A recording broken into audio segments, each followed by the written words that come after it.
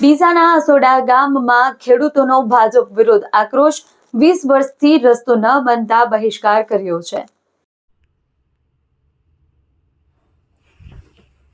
બનાસકાંઠા જિલ્લાના ડીસા તાલુકાના આસેડા ગામમાં ખેડૂતોમાં ભારે રોષ ફાટી નીકળ્યો છે.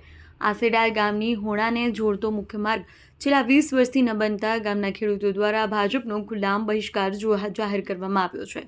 ગત રાત્રિના સમયે મોટી સંખ્યામાં ખેડૂતો એકત્ર થઈ સભા યોજી હતી, જેમાં ભાજપ વિરુદ્ધ વિરોધ વ્યક્ત કરવામાં આવ્યો હતો. ખેડૂતોનું કહેવું છે કે છેલ્લા 2 દાયકાથી તેઓ સતત ભાજપને મત આપતા આવ્યા છે, છતાં આજ દિન સુધી ગામને જરૂરી માર્ગ સુવિધા મળી નથી. ખેડૂતોએ ગામના બેનર લગાવી સ્પષ્ટ સંદેશ આપ્યો છે કે ભાજપના કોઈ પણ નેતા વોટ માંગવા માટે ગામમાં ન આવે.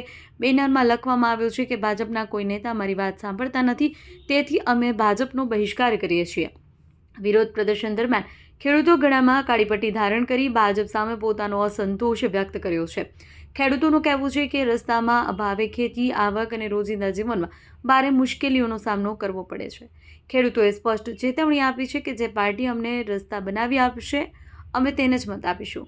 આ ઘટનાએ સ્થાનિક રાજકીય માહોલ ગરમાવી દીધો છે અને આવનાર દિવસોમાં આ મુદ્દો વધુ તીવ્ર બનવાની શક્યતા છે. અહેવાલ હરગોવન ચૌહાણ, ખબર બનાસકાંઠા ન્યૂઝ.